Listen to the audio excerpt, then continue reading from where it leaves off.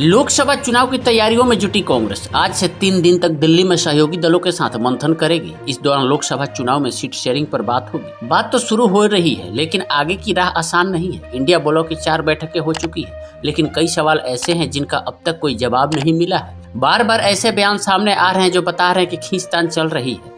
हर रोज मामला पेचीदा होता दिख रहा है। इंडिया ब्लॉक के कुनबे में पूरी 19 पार्टियां जुट तो गई है, लेकिन सहमति नहीं बन पा रही है। ब्लॉक की 4 बैठकें भी हो गई, लेकिन अब तक 4 दिन चले 2.5 कोस वाली बात हो रही है। कभी यूपी में खींचतान नजर आती है तो कभी पश्चिम बंगाल में।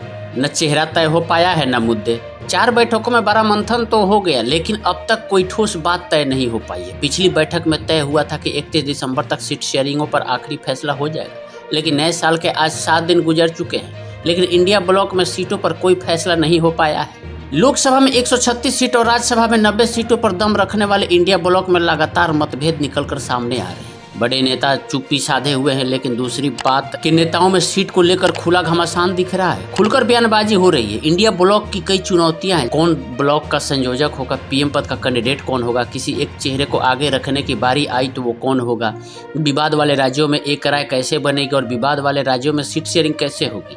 कांग्रेस से ज्यादा सीटों के दबाव को क्षेत्रीय दल कैसे लेंगे, कांग्रेस क्षेत्रीय पार्टियों से ज्यादा सीट कैसे हासिल करेगी। 4 बैठकों में अब तक कोई ठोस फैसला नहीं हो पाया है। सीट शेयरिंग और संयोजक जैसे बड़े मसलों पर फैसले की जगह कांग्रेस बार बार पीएम पर हमले कर रही है। इंडिया ब्लॉक के दल आपस में उलझे हैं और ऐसी हालात में बीजेपी इंडिया ब्लॉक की चुनौती को गंभीरता से नहीं ले रही है। आज से कांग्रेस सीट शेयरिंग को लेकर 3 दिन तक सहयोगियों के साथ बात करेगी। आज बिहार के नेताओं की बारी है। पहले आरजेडी नेता कांग्रेस की नेशनल अलायंस कमेटी से मिलेंगे।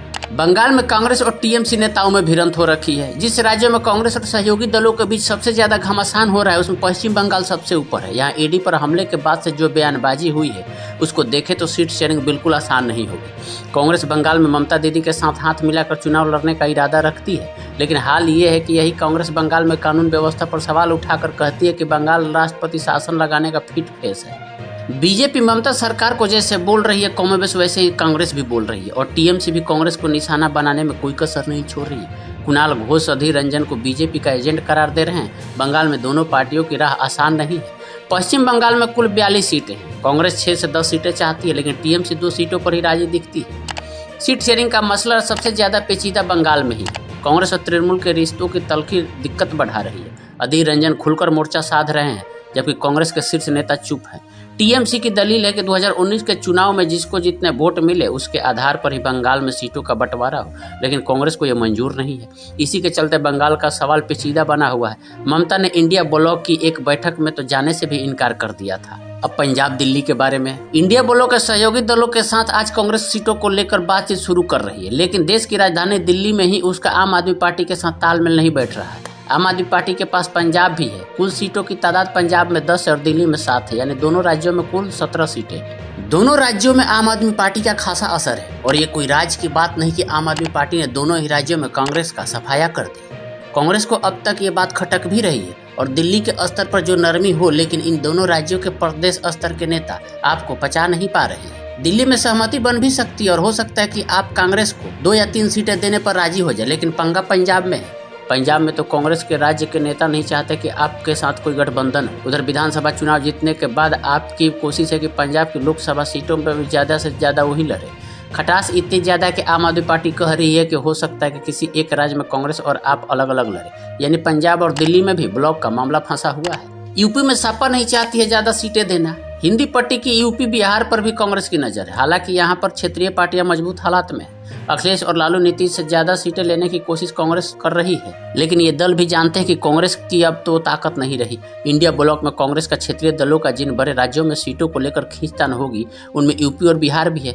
खासतौर पर यूपी, जहां कांग्रेस खोई जमीन तलाश रही है। यहाँ बीजेपी ने एक छत राज कायम कर लिया है। समाजवादी पार्टी से लेकर बसपा तक यहाँ वापसी के लिए जोर लगा रहे हैं। ऐसे में कांग्रेस के लिए गुंजाइश कम बचती है, लेकिन कांग्रेस की उम्मीदें काफी ज्यादा है। यहाँ कांग्रेस 40 सीटों की मांग कर सकती है, जबकि समाजवादी पार्टी 10 से 15 सीटों से ज्यादा देने के मूड में नहीं लगती। पहले 2019 की सीट शेयरिंग बता देते हैं, जब बसपा ने 38 और सपा ने 37 और रालोद ने 3 सीटों पर चुनाव लड़ा था। कांग्रेस दलील दे रही है कि अगर 19 में बीएसपी को 38 सीटें मिल सकती है तो इस बार सपा उसे 40 सीटें क्यों नहीं दे सकती। राहुल की न्याय यात्रा में शामिल होने पर अखिलेश ने सवाल हुआ तो उन्होंने कहा कि पहले सीट शेयरिंग होगी, उसके बाद ही इस पर तय होगा। बिहार में भी पेच फंस रहा है। यूपी जैसा ही मामला बिहार का भी है। हालांकि यहाँ कांग्रेस, आरजेडी और जदयू के बीच आपसी समझदारी ठीक दिखती है। यहाँ लेफ्ट दल भी सीट की उम्मीद कर रहे हैं। कांग्रेस के राज्य के नेता दबाव बना रहे हैं कि उनको ज्यादा सीटें मिले। आरजेडी और जदयू कांग्रेस को 4 सीटें देने का ही इरादा रखती है, लेकिन प्रदेश अध्यक्ष कहते हैं कि अगर हम 4 सीटों पर लड़े तो उल्टा हमारे सहयोगियों को नुकसान होगा। जेडीयू उन 17 सीटों पर चुनाव लड़ना चाहती है जिन पर उसने पिछली बार चुनाव लड़ा था। आरजेडी भी वो सीटें नहीं छोड़ेगी जहाँ वो पहले लड़े थे। ऐसे में बिहार में पेच फंस सकता है। महाराष्ट्र में संजय राउत कर रहे हैं कांग्रेस पर हमला। महाराष्ट्र में भी कांग्रेस और शिवसेना उद्धव गुट के नेताओं के बयानों से घमासान छिड़ा हुआ है। इन बयानों से समझा जा सकता है कि महाराष्ट्र में राह पथरीली है। यहाँ भी शिवसेना, उद्धव गुट और कांग्रेस के बीच घमासान मच सकता है। उद्धव ठाकरे नरम रुख दिखा रहे हैं, लेकिन उनके सिपह सलाह संजय राउत आग उगल रहे हैं। अंदर खाने खींचतान है, लेकिन शिवसेना गठबंधन की जीत का दावा करने से नहीं चूक रहे। उद्धव ठाकरे को भी लग रहा है कि महाराष्ट्र में सीटों की खींचतान होगी। हालांकि वो सब कुछ दिल्ली से बात करके सुलझाना चाहते हैं। पश्चिम राज्य महाराष्ट्र में कांग्रेस के लिए दिक्कत है। यहाँ भी कांग्रेस की जमीन छीन गई। शिवसेना 23 सीटों पर चुनाव लड़ना चाहती है, जबकि कांग्रेस यहाँ 16 से 20 सीटें चाहती है। एनसीपी भी ज्यादा सीटें लेने की कोशिश करेगी। यानी सब कुछ आसान नहीं है। अब देखना है कि आज से जो बैठक हो रही है उसमें क्या नतीजा निकल कर सामने आ रहा है।